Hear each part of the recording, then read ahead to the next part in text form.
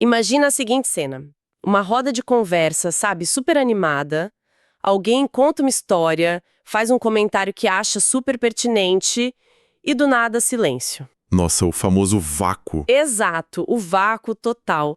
Ninguém ri, ninguém engaja e, logo em seguida outra pessoa já puxa um assunto completamente diferente. Ou então, tipo, aquela mensagem gigante e super importante enviada num grupo de trabalho que fica ali boiando completamente sem resposta. É uma sensação péssima, né? Muito. Mas a questão mais intrigante aqui não é nem o fato social em si, mas a nossa reação física a ele. Porque vamos pensar, por que uma simples rejeição social, um momento de exclusão que, tipo, não causa absolutamente nenhum arranhão na pele, às vezes parece um soco literal no estômago. Pois é. O peito aperta, a respiração fica curta, o rosto esquenta. Não houve nenhuma ameaça física ali, mas o corpo da gente reage como se estivesse sob um ataque real. Sabe essa sensação de soco no estômago? Ela não é uma metáfora poética que alguém inventou para descrever tristeza. A resposta do corpo é, na verdade, de uma urgência impressionante, porque para o cérebro algo está de fato nos ferindo fisicamente. Uau! É que a nossa biologia não evoluiu para tratar a sociabilidade como, um luxo, sabe? Ou um passatempo. Ela é a própria infraestrutura da nossa sobrevivência. O que nos traz direto à missão desse nosso mergulho profundo de hoje. A nossa ideia aqui é mapear exatamente por que o cérebro humano trata a exclusão social como uma ameaça iminente à vida. A gente reuniu um material fascinante para explorar a anatomia neural da rejeição. Tem muita coisa boa. Sim, e nós vamos investigar a neurobiologia daquilo que se chama de morte simbólica e entender a evolução do silêncio. Como a fala e o silêncio são usados não só para trocar informações sobre, tipo, o clima ou o trabalho, mas fundamentalmente para manter as pessoas vivas. E para começar a destrinchar isso, a gente precisa olhar lá para dentro do cérebro, no exato momento em que esse vácuo acontece. O cérebro humano ele não tem uma separação clara, assim, impermeável, entre processar ameaças físicas e processar ameaças sociais. Tipo, não tem gavetas separadas? Exato, não tem. Existe uma região específica chamada córtex cingulado anterior. E, historicamente, a ciência já sabia que essa área acendia como uma árvore de Natal quando o corpo sentia dor física. Dor física mesmo, tipo machucado. Isso, um corte no dedo, uma perna quebrada ou, sei lá, uma queimadura. Espera, vamos desempacotar isso aqui. Deixa eu ver se eu entendi o tamanho da coisa. O cérebro usa literalmente a mesma sirene de alarme para uma fratura exposta e para, tipo, não ser convidado para o happy hour da firma. Precisamente, a mesma sirene. Quando os neurocientistas começaram a colocar pessoas em máquinas de ressonância magnética e simularam essas situações de exclusão social. Como eles simulavam isso? Tipo um jogo virtual, onde os outros jogadores, de repente, param de passar a bola para a pessoa que está sendo testada. E aí, adivinha qual área acendeu no monitor? Não brinca. O córtex cingulado anterior. O mesmíssimo córtex cingulado anterior. O sistema de alarme não tem toques diferentes para a emoção e para o corpo. Ele usa a mesmíssima via neural. E o que é fascinante aqui é que existe uma razão evolutiva muito pragmática para isso acontecer. Eu ia perguntar por quê. Total sentido. Construir um departamento de dor emocional do zero lá no cérebro daria muito trabalho metabólico, né? Exato. Custaria muita energia. E se a gente voltar no tempo para os nossos ancestrais, vivendo em pequenos grupos na savana africana, a sobrevivência dependia de forma absoluta da cooperação. Ninguém sobrevivia sozinho. Nem pensar. Um ser humano isolado na natureza é um animal muito, muito vulnerável. Nós não temos garras afiadas, a gente não corre a 70 km por hora e não temos uma pele grossa como uma armadura. A gente é bem frágil fisicamente. Muito. O nosso único maior trunfo de sobrevivência sempre foi o grupo.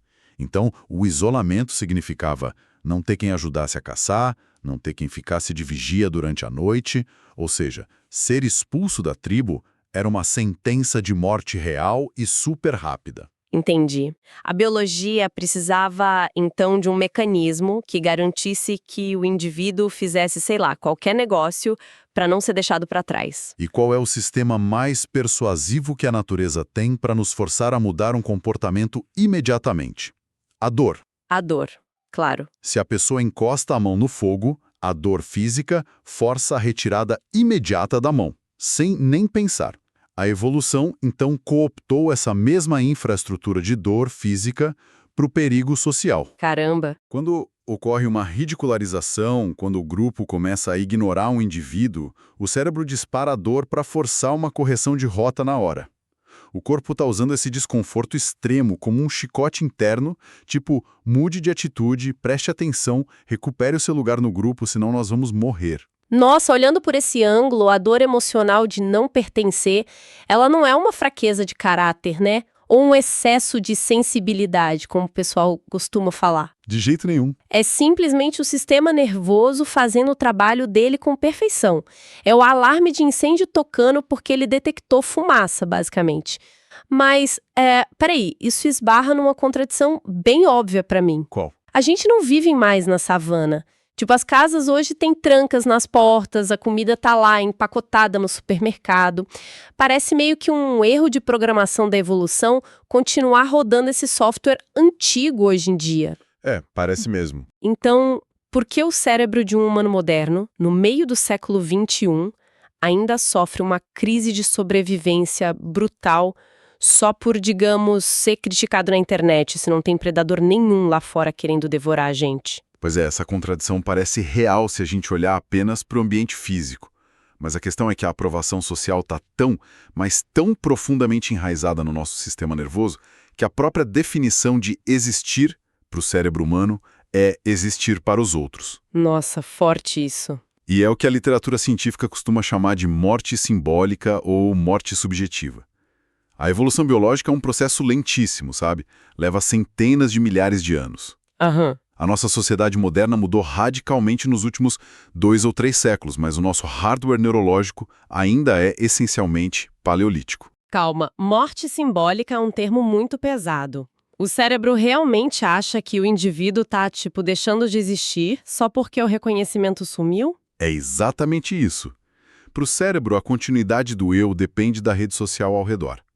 Tem uma teoria de base social bem interessante que sugere que nós meio que terceirizamos parte da nossa carga cognitiva e da nossa regulação emocional para as pessoas à nossa volta. Tipo um processamento em nuvem. Uma ótima analogia. Sem essas pessoas, o cérebro calcula que o custo de se manter vivo sozinho é alto demais. É insustentável. Então, durante essa morte simbólica, quando ocorre exclusão e o cérebro entra nesse estado de ameaça aguda, ele faz algo bem drástico. O que ele faz? Ele desliga as torneiras das substâncias químicas de recompensa. Ah, as famosas, tipo a dopamina e a ocitocina. Isso, exatamente. O sofrimento da exclusão não é apenas a presença da dor que a gente falou, mas a retirada abrupta desses neurotransmissores que nos dão aquela sensação boa de segurança, de prazer e conexão. Nossa, então é uma abstinência. O cérebro entra literalmente numa crise de abstinência química. Para esse nosso hardware ancestral, existir num vácuo de reconhecimento é química e neurologicamente equivalente a não existir de jeito nenhum. A identidade da pessoa meio que se dissolve se não houver um outro ali para validar isso. Caramba, isso muda bastante a perspectiva da coisa toda. É o terror absoluto de desaparecer do mapa. Sim. E se o cérebro tem tanto pavor dessa morte simbólica, ele deve precisar de armas para lutar contra isso, certo? Ferramentas para se manter, digamos, vivo na comunidade. Sem dúvida. E aqui é que a coisa fica realmente interessante. Porque se a gente for analisar os dados de comportamento social humano, a principal ferramenta que nós usamos para não sumir é a nossa voz. Fica claro que a fala não serve só para passar informação adiante. De jeito nenhum. A fala é muito mais do que transmissão de dados puros ou resolução de problemas. Falar é, acima de tudo, uma tentativa de ancorar a nossa própria existência. Como assim ancorar? É a forma mais rápida que a gente tem de sinalizar, sabe? Tipo, eu estou aqui, eu tenho valor, por favor, fixem a minha presença na memória do grupo. E o interessante é que quando isso funciona, quando uma pessoa fala e o grupo concorda, ou ri da piada, ou simplesmente presta atenção, O cérebro adora, né? o cérebro responde na hora. Ele libera aquele banho maravilhoso de dopamina e ocitocina que a gente mencionou, o que consolida a sensação de pertencimento. É o corpo dizendo, Ótimo, estamos seguros por mais um dia. Sabe que isso me lembra? Aqueles jogos online, tipos de sobrevivência multiplayer que o pessoal joga hoje em dia? Ah, sim, sei quais são. Nesses jogos, não basta a pessoa apenas entrar no servidor. O sistema do jogo precisa que o seu computador fique enviando um pequeno pacote de dados constantemente, que é o famoso ping. O ping, aham. Isso. Um ping para provar para o servidor central que a sua conexão ainda está ativa ali. Se esse sinal parar por alguns segundos que seja, o servidor simplesmente desconecta a conta e a pessoa some da tela de todos os outros jogadores. É isso mesmo. A nossa fala funciona exatamente como esse ping. A gente fala o tempo todo para enviar um sinal de "Ei, estou online, não me desconectem da tribo". Uma analogia perfeita. E repara bem no conteúdo desse ping que a gente envia. Não é qualquer ruído aleatório.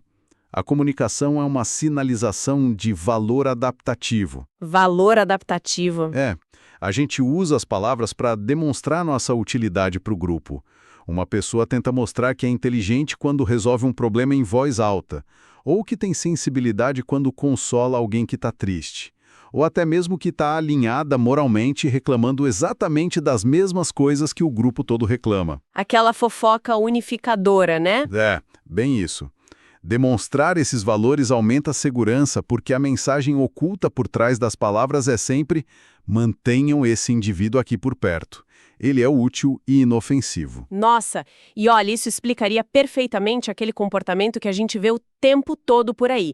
Aquelas pessoas que simplesmente não param de falar um segundo sequer. Os tagarelas.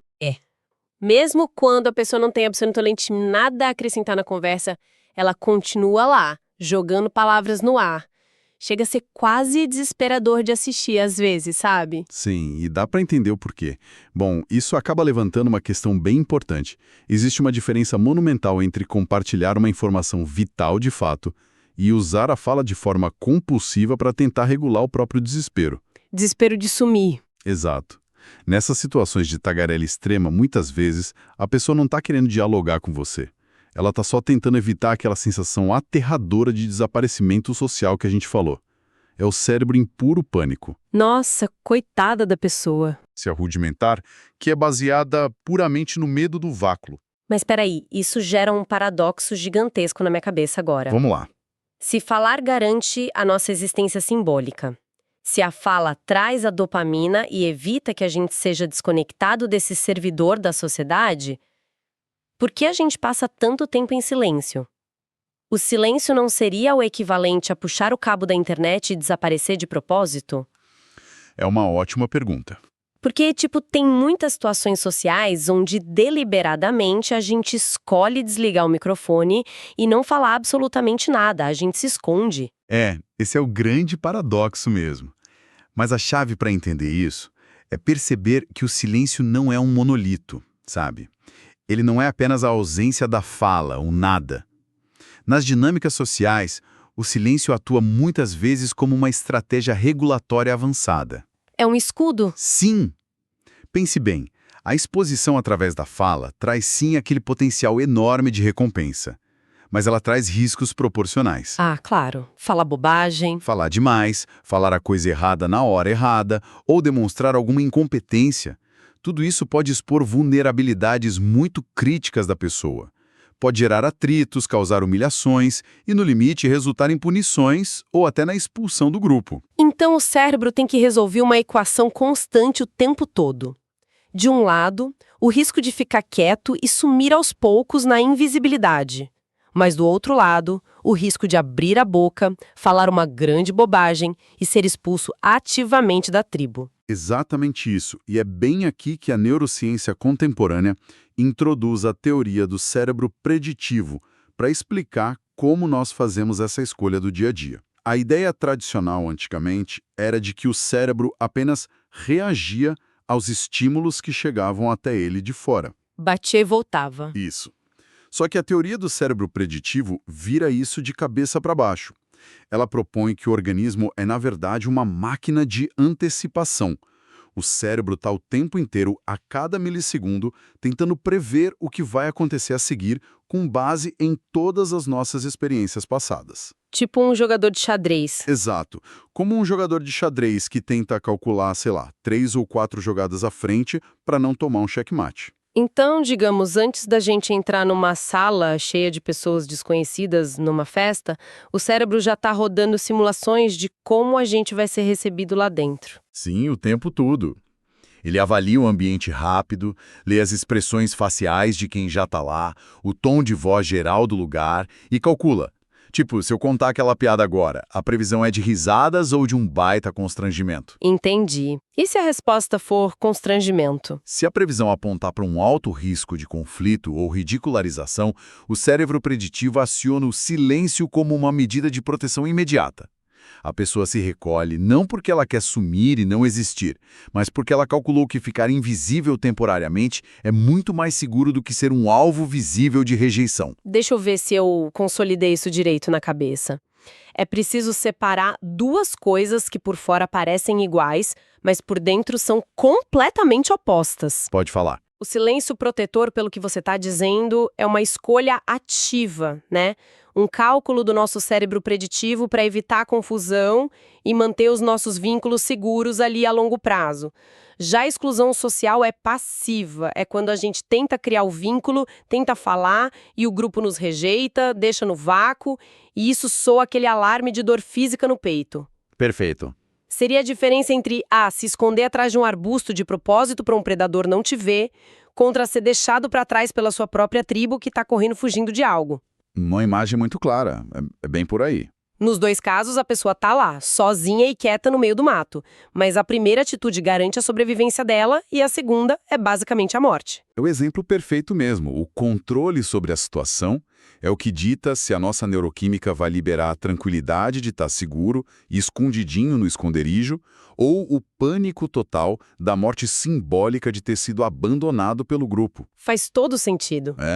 Se a gente conectar isso com o panorama geral, foi exatamente essa flexibilidade comportamental, ou seja, a capacidade de ler a sala, saber a hora certa de brilhar e sinalizar valor, e saber a hora de se fundir com a parede e não chamar atenção nenhuma. O famoso ficar na sua. Isso. Foi isso que permitiu que os grupos humanos não se destruíssem por dentro, com disputas constantes de ego e dominância ao longo dos milênios. O comportamento humano normal e saudável é exatamente essa oscilação contínua entre querer existir para o grupo e precisar se esconder do grupo de vez em quando. Olha, tudo isso forma um quadro muito fascinante do quanto nosso comportamento diário, que parece sempre tão civilizado e moderno, né? No fundo é governado por forças muito primitivas.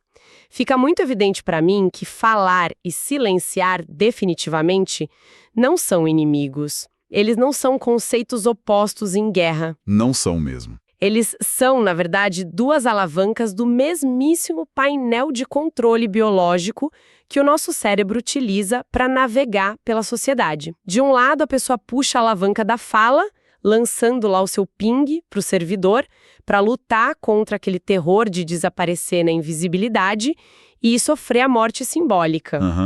E do outro lado, puxa a alavanca do silêncio protetor, como se fosse um escudo de xadrez preditivo, medindo constantemente o perigo de uma exposição excessiva.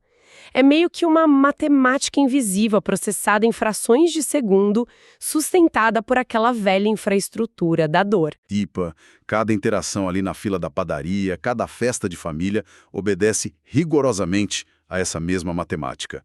Nós somos máquinas sociais incansáveis, o tempo todo mapeando nosso grau de pertencimento contra o risco real de expulsão. O que inevitavelmente nos empurra para um último pensamento. Uma daquelas reflexões que, não vêm escritas mastigadinhas nas conclusões dessas pesquisas que a gente leu, mas que a gente é obrigado a encarar de frente quando entende esse mecanismo todo de hoje. É verdade. Nós, humanos, desenvolvemos toda essa intrincada fiação neural de sobrevivência.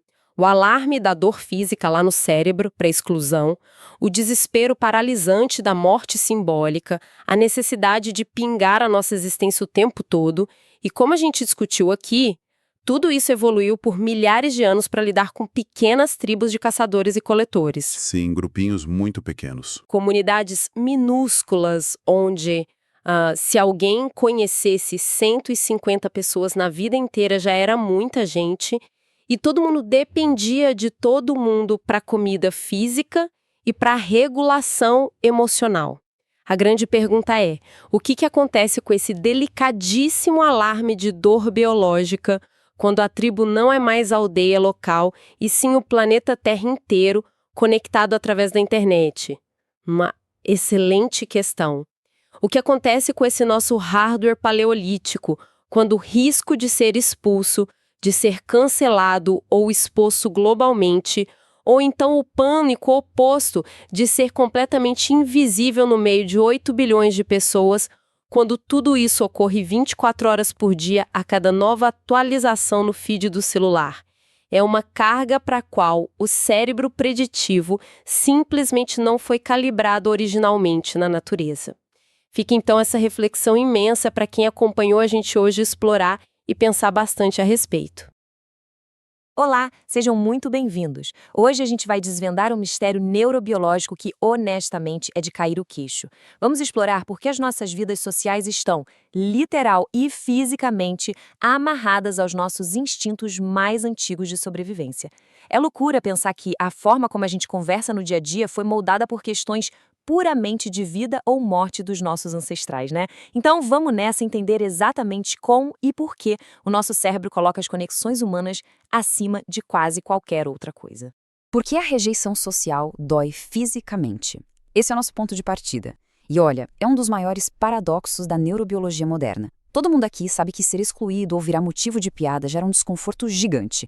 Mas o que a ciência está nos mostrando agora é que o cérebro humano reage à quebra de um vínculo social exatamente com a mesma intensidade e urgência de quando a gente quebra um osso do corpo. Pensa só, por que o nosso organismo trataria uma simples ofensa social como um ferimento físico gravíssimo?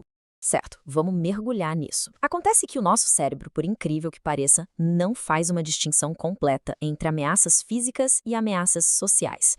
Se alguém sofre uma lesão no corpo, ou se sofre uma lesão social, tipo ser rejeitado ou totalmente invisibilizado, o cérebro liga exatamente as mesmas redes neurais de alerta. Para o nosso sistema nervoso, essas duas situações são alarmes biológicos urgentes piscando em vermelho. Não tem separação. A dor emocional de isolamento usa a mesmíssima fiação da dor física no nosso corpo.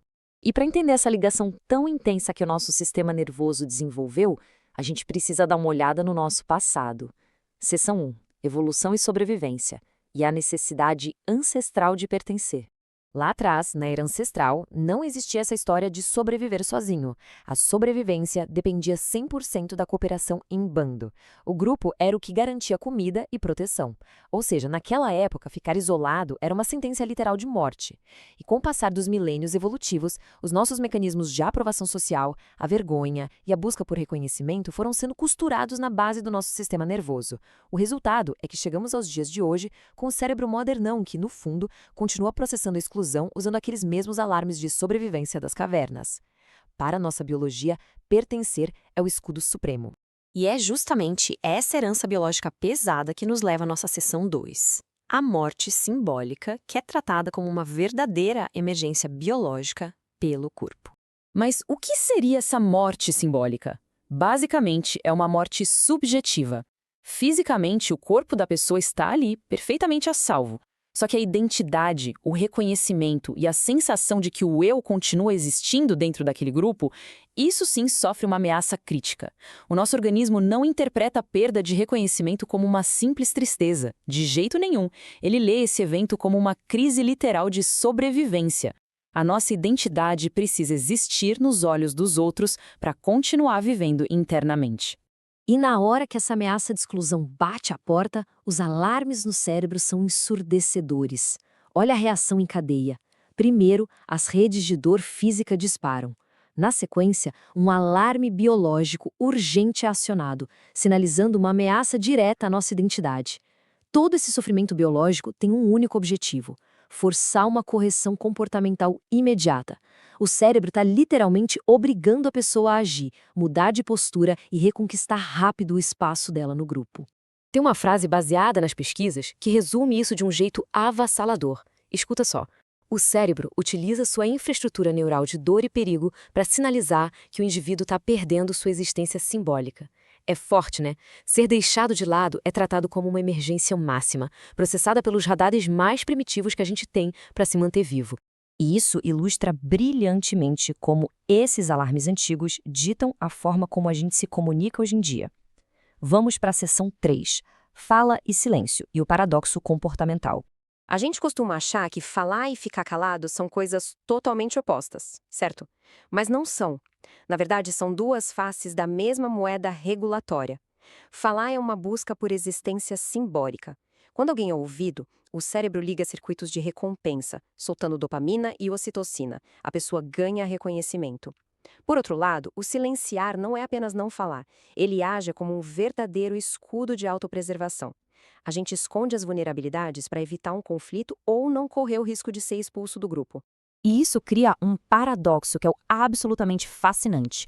Indivíduos podem optar pelo silêncio total, engolindo suas opiniões, pura e simplesmente porque desejam pertencer e morrem de medo de serem rejeitados.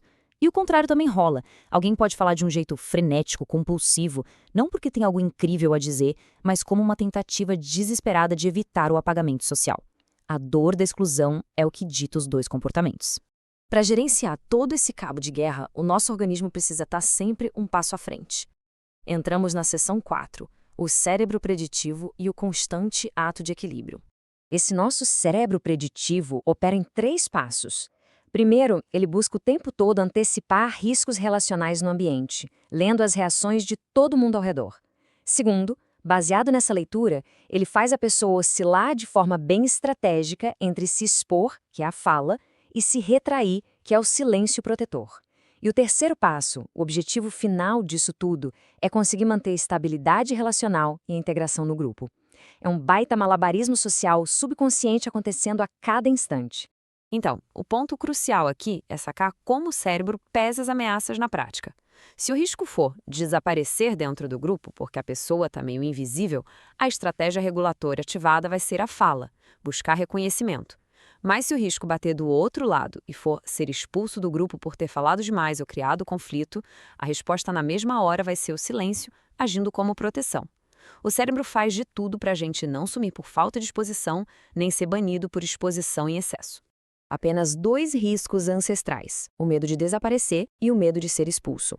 São esses 2 medos profundamente enraizados que estão agora mesmo, de forma bem silenciosa, direcionando cada conversa moderna que a gente tem. Toda vez que as pessoas decidem levantar a voz em uma reunião ou preferem guardar um pensamento só para elas, elas estão, sem nem perceber, desviando dessas 2 ameaças evolutivas. O que nos traz a grande lição de toda essa história. A comunicação humana passa muito longe de ser só uma simples troca de informações ou dados. Falar e silenciar são de verdade as engrenagens de regulação biológica da nossa própria existência entre as outras pessoas. É isso que garante que o nosso eu continue existindo em segurança dentro da teia social. E para fechar nossa análise de hoje, eu deixo essa provocação. Nas interações mais comuns do dia a dia, será que as pessoas estão ali simplesmente falando para serem compreendidas? Ou será que a cada palavra e a cada pausa elas estão travando uma gigantesca batalha biológica para existir simbolicamente? É uma perspectiva que muda completamente a forma como a gente escuta os outros e entende os silêncios ao nosso redor. Fica o convite para olharmos a comunicação com essa nova lente. Muito obrigada por nos acompanhar e até a próxima.